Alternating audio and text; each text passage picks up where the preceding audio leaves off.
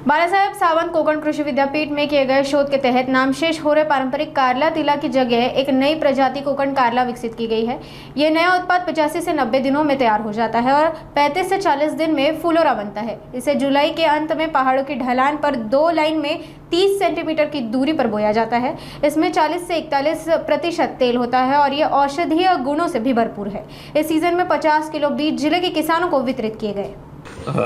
मला सांगायला जरा आनंदच होतोय की आता जे 29 ते 31 मे 2025 महाराष्ट्रातील 4ही कृषी विद्यापीठांची एक संयुक्त समिती झाली परभणी येथे, परभणी कृषी विद्यापीठामध्ये।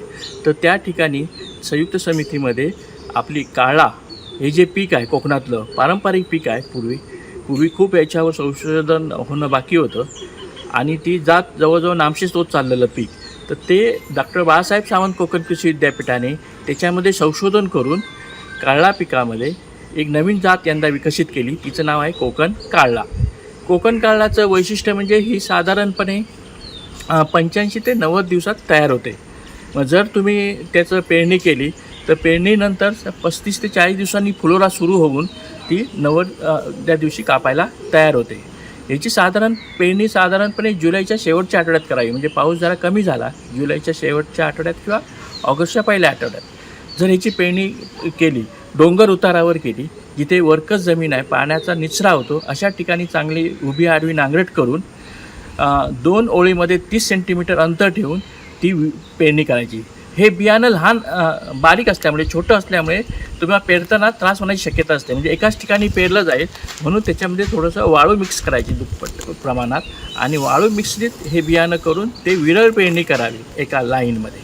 आणि साधारणपणे ह्याला जर आपल्याला एका गुंठ्याला 30 ते 35 ग्रॅम साधारणपणे बियाणे लागते आणि ह्याचं उत्पन्न जे आहे ते साधारणपणे 450 ते 450 किलो प्रति हेक्टर एवढं लागतं आणि ह्याच्यात तेलाचं प्रमाण आहे ते 40 ते 41% तेलाचं प्रमाण आहे। सर्वांना माहिती आहे काळा जे आहे त्याला तेलाला खूप मागणी आहे आणि ते औषधी गुणधर्म आहे, तर त्याला हे चांगलं उपयोग करता येईल। त्याच्याशिवाय आणखी सांगायचं म्हटलं तर आमचं जर म्हणणं आहे की जिथे नोव्हेंबरमध्ये जर पेरणी केली, ऑक्टोबर एंडिंगला किंवा नोव्हेंबरच्या पहिल्या आठवड्यात जर पेरणी केली आंब्याच्या बागेमध्ये, तर आंब्याच्या बागेमध्ये जर पेरणी केली तर याला 35-40 दिवसांनी फुलं सुरू होतील।